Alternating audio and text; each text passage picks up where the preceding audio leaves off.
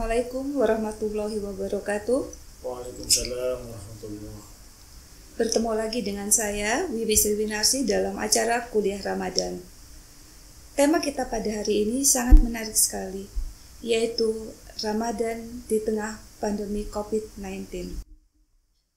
Ramadan adalah bulan mulia, bulan penuh keberkahan, dan Ramadan adalah bulan yang terbaik dari 1000 bulan, di mana semua umat Islam selalu menantikan datangnya bulan suci Ramadan ini. Ada bahagia sekaligus khawatir, karena kita semua menjalani ibadah puasa di tengah pandemi COVID-19 ini. Mendengar kata COVID-19 atau virus corona, pasti membuat kita takut, deg-degan, atau tidak tenang. Karena virus corona ini benar-benar momok di tengah-tengah kehidupan kita semua. Untuk mengurangi rasa kecemasan ini, alangkah lebih baiknya kita simak pencerahan. Di sini sudah hadir narasumber kita, Bapak Muhammad Fawaid SAG MPDI. Beliau adalah seorang dosen di beberapa fakultas di Denpasar ini. Assalamualaikum Pak. Waalaikumsalam warahmatullahi wabarakatuh. Apa kabar Pak? Alhamdulillah baik. Alhamdulillah. Tadi kita sudah membicarakan tentang berpuasa di bulan Ramadan ini di tengah-tengah COVID-19 ini. Sekarang saya mau bertanya, untuk mengurangi keresahan di hati kita semua, menurut Bapak, bagaimana kita menyikapi COVID-19 ini dalam perspektif atau sisi pendidikan? Mohon dijelaskan.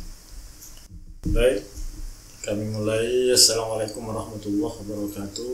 Waalaikumsalam. Alhamdulillah, syukuranillah, wa la hawla wa la quwwata illa billah, amma ba'du. Kaum muslimin, muslimat, mahasiswa STAID yang dirahmati oleh Allah Subhanahu wa taala, patut kiranya pada kesempatan ini kita bersyukur kepada Allah Subhanahu wa taala, di mana pada bulan Ramadan tahun ini kita diberi kekuatan beribadah untuk melaksanakan perintah Allah, yaitu puasa. Mudah-mudahan kita diberi kasihan terus sampai ketemu bulan Ramadan yang akan datang. Baik, apa yang disampaikan oleh Bu Wiwi selaku moderator tadi, tema itu sangat menarik memang dalam masa pandemi COVID-19 ini, di mana kita dituntut untuk berkreasi, berinovasi bagaimana cara kita untuk menuntaskan cara pembelajaran kita dengan baik, walaupun dengan berbagai cara. Tapi hikmah yang kita petik dalam situasi pandemi saat ini adalah, bagi mahasiswa mungkin lebih ada ilmu yang baru, ada pengetahuan yang baru tentang bagaimana caranya belajar secara mandiri, belajar lebih intens lagi untuk mengetahui dan untuk mendalami sistem informasi yang dapat dipetik dalam sistem pembelajaran ini. Sungguh sangat luar biasa menurut saya dalam situasi saat ini, di mana kita yang isnuba baru mahasiswa, baru merangkap, tapi dalam hal ini mahasiswa isnuba sudah bisa mengejar ketertinggalan dari kampus-kampus yang sudah lama berdiri. Ternyata kita bisa mengikutinya. Tapi alhamdulillah sistem pembelajaran di isnuba ini alhamdulillah berjalan lancar. Tidak ada halangan apapun, walaupun kampus kita ini baru berdiri. Dan alhamdulillah dosen kita semangat, sehingga bulan puasa tetap semangat belajar. Dan alhamdulillah pada hari ini kita telah menyelesaikan UTS. Mudah-mudahan kampus kita Isnuba ini selalu diberikan pertolongan oleh Allah, ada solusi yang terbaik untuk kedepannya yang lebih baik. Saya kira itu untuk masa pembelajaran COVID di masa pandemi. Berarti mahasiswanya harus tetap semangat ya Pak ya? Ya, harus semangat. Dalam keadaan apapun juga. Dalam keadaan apapun harus semangat. Tapi walaupun bulan puasa seperti ini ya, harus semangat. Insya Allah nanti kalau mahasiswa Isnuba akan mampu mengejar semua itu, memberikan yang terbaik nanti. Alhamdulillah, mudah-mudahan. Nah, yang selanjutnya kalau kita masih dalam tema bulan puasa Ramadan ini, saya juga pengen tahu di bulan puasa ini sudah tentu kita semua berusaha untuk meraih yang namanya keteguhan kepada Allah yang jauh lebih baik dari hari-hari sebelumnya, dari bulan-bulan sebelumnya. Menurut Bapak, bagaimana hubungannya dengan situasi pandemi COVID ini? Mohon dijelaskan. Baik, terima kasih. Ini sudah bagus sekali ini. Saya terinspirasi dari apa yang telah jadi pembelajaran oleh Khalilullah, yaitu Nabi Ibrahim alaihissalam, di mana dia pertama mau diangkat sebagai Khalilullah itu adalah gelisah, hatinya sangat gelisah. Dalam suatu cerita atau kisah dikatakan bahwa sepertinya Nabi Ibrahim itu akan seperti berdemo di hatinya, terus gelisah menanyakan tentang keberadaan alam yang mana Allah itu dengan maha penciptanya, dengan menciptakan segala alam dan isinya, bahkan yang memberi rizki, yang memberi. Tapi Nabi Ibrahim itu tetap gelisah karena nggak ada yang tahu siapa sih yang menciptakan alam ini, siapa sih yang maha pemberi rizki, dan segala alam yang ada di alam ini itu tidak ada yang tahu bahwa Allah itu adalah pencipta. Sehingga gelisah menanyakan.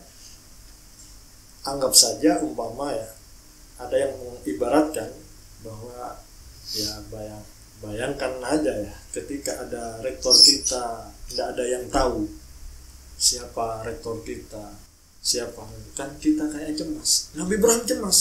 Allah itu maha pencipta, Allah itu maha pembikin segalanya, menguasai seluruh alam, tapi tidak ada yang tahu bahwa Allah itu yang menciptakan. Lalu dia terus gelisah kepada dirinya sendiri, memohon kepada Allah. Nah, di suatu ketika bahwa dihibur sama malaikat, Nabi Ibrahim diangkat oleh Allah untuk menyaksikan di alam samawat ya, bahwa ternyata setelah diangkat oleh malaikat ditujukan, ternyata banyak yang menyembah kepada Allah. Malaikat bersujud, bertahmid, dan ribuan mungkin malaikat. Disitulah dihibur Nabi Ibrahim untuk menyatakan bahwa, untuk menjelaskan bahwa Allah itu adalah maha pencipta. Lalu pertanyaannya sekarang, dalam meyakinkan bahwa Allah itu adalah maha pencipta, adalah maha pemberi rizki, yang memerintahkan alam dan seisinya ini ya, yang menciptakan alam seisinya. Lalu dia mengiklankan, memberitahu kepada makhluk semuanya bahwa inilah Allah. Sehingga fungsi nubuwah itu mengiklankan, memaklumatkan kepada seluruh alam ini bahwa Allah lah yang maha pencipta. Oleh karena itu, dalam meyakinkan Allah itu maha pencipta, maka tentu harus tahu dulu siapa sih Allah. Nah, di sini kadang kita tidak tahu bahwa ketika di masa-masa pandemi saat ini yang membuat penyakit, yang membuat kehidupan, yang membuat kematian, itu siapa sebenarnya? Itu kan tidak menyadari bahwa itu semuanya Allah yang berbuat lah. Kehendak Allah semua, tidak ada yang selain kehendak Allah di bumi ini, tidak ada. Oleh karena itu, untuk meyakinkan bahwa belajar dari peristiwa Nabi Ibrahim gelisah menanyakan tentang siapa penciptanya, bagaimana Allah supaya bisa diketahui oleh orang banyak, bagaimana supaya ajarannya diketahui orang banyak, maka disitulah kita punya kemauan untuk menyebarkan bahwa ajaran-ajaran kebaikan ternyata harus dimaklumatkan, tidak boleh diam. Makanya orang soleh itu dosa kalau diam, orang alim itu dosa kalau diam, tidak menyebarkan ilmu. Karena apa? Karena awal nubuah itu dalam arti tidak ada artinya nama Allah itu kalau tidak dimaklumatkan oleh para nabi. Tidak ada artinya kalau tidak diberitahu. Makanya tentang kebenaran di dalam Al-Quran selalu diawali dengan fa'lam wa'lam. Artinya harus diketahui dan harus dipelajari, harus diedarkan. Kita harus yakin bahwa Allah itu ada. Allah itu tempat segala-galanya bagi hamba-hambanya yang ada di dunia ini. Tanpa kita percaya dengan adanya Allah, semua itu mustahil akan terjadi. Iya. Tapi inti dari omongan saya tadi mungkin begini ya, sangat berdosa sekali orang soleh itu, orang alim, orang sudah mengerti tentang agama tapi tidak dimaklumatkan. Apa fungsinya maklumat itu? Ya untuk mengetahui bahwa Allah itu ada, bahwa Rasul ada, bahwa ajaran Al-Quran seperti apa yang benar. Karena kalau tidak orang soleh yang memunculkan, memaklumatkan, kata di dalam kitab ma dhahara wajhi fil ardi, yang nampak itu di muka bumi itu kejelekan nanti, kejelekan. Walaupun dari pembawaan agama itu di sini ada yang mengatakan ya harus ada keceriaan sosial pembawa agama itu, tidak boleh merongrong, tidak boleh ini ya. Karena apa? Karena Rasulullah itu khafifatul ma'unah. Jadi Rasulullah berdakwah itu sangat murah meriah, tidak butuh modal, tidak butuh apa saja. Sampai-sampai Rasulullah mengatakan itu untuk berdakwah Islam kepada orang yang ada di sekitarnya yang bukan Islam. Sampai-sampai ada hadis man qala la ilaha illallah dakhala jannah. Jadi siapa yang mengatakan kalimat la ilaha illallah maka masuk surga. Itu saking ininya ya, murahnya Islam. Murahnya Islam. Oleh karena itu ya, Islam itu harus dibawa sama orang-orang yang ceria dalam berdakwah. Ada keceriaan sosial. Ada kisah lagi yang perlu dijadikan contoh waktu sahabat Mu'adz bin Jabal itu jadi imam. Ketika jadi imam lalu dia membaca ayat-ayat panjang, tapi apa? Makmumnya mufaraqah. Apa yang terjadi? Mu'adz itu mengatakan munafik, yang mufaraqah itu munafik. Setelah selesai semuanya sama-sama mengadu kepada Rasulullah. Mu'adz mengadu, ya Rasulullah, ini adalah makmum penggembala ini adalah munafik, mufaraqah di ketika berjamaah. Tapi apa kata Rasulullah? Rasulullah marah. Afattanun anta ya Mu'adz, kamu itu pemfitnah. Kenapa Rasulullah marah? Karena Mu'adz bin Jabal itu padahal itu kebaikan, membaca ayat-ayat panjang kebaikan, tapi Rasulullah malah membela penggembala. Membela penggembala. Dalam arti apa? Penggembala itu yang seharusnya dia melakukan sesuatu, melakukan ya aktivitasnya lagi, itu terhalangi oleh karena waktu yang cukup lama. Nah, jadi artinya apa? Ajaran Islam itu sangat tidak memberatkan kepada kita. Ya oke lah kalau memang ada orang-orang yang harus ini, harus ini, kalau enggak disiksa di neraka, kalau enggak. Tapi seharusnya tidak. Karena ada yang lagi mengatakan yassiru wala tu'assiru, basyiru wala tunaffiru. Jadi agama itu sangat harus dibawa dengan keceriaan, nggak boleh dengan gaya-gaya merengut. Apalagi sampai ada guru salah sedikit dipukul ini, wah ini ketimbang ngaji sampai dipukul tuh mending nggak ngaji aja. Oh itu ada perasaan begitu nanti yang ini yang kepingin berilmu lah. Jadi ada semacam ini ya, bagaimana supaya kita berdakwah di Bali ini ya, di Islam minoritas, Islam bisa diterima dari sisi manapun. Maunya kampus kita Isnuba itu ya berdakwah atau melakukan pendidikan itu tidak sekedar untuk umat Islam saja, jadi bisa masuk ke ya ruang-ruang mereka, agama Hindu, agama Kristen, agama lain, sehingga kita bisa diajak untuk mencari ilmu demi kebaikan bersama, demi kemajuan bangsa kita, karena cita-cita pendidikan adalah menghilangkan kebodohan, jadi mendidik bangsa untuk menjadi orang yang bertakwa kepada Allah. Itu saja ya. Ada satu lagi Pak yang masih menjadi pertanyaan di ini. Ini mungkin pertanyaan saya yang terakhir, yaitu kira-kira menurut pandangan Bapak, bagaimana tentang kualitas keimanan kita di bulan suci Ramadan ini di tengah-tengah situasi COVID pandemi ini?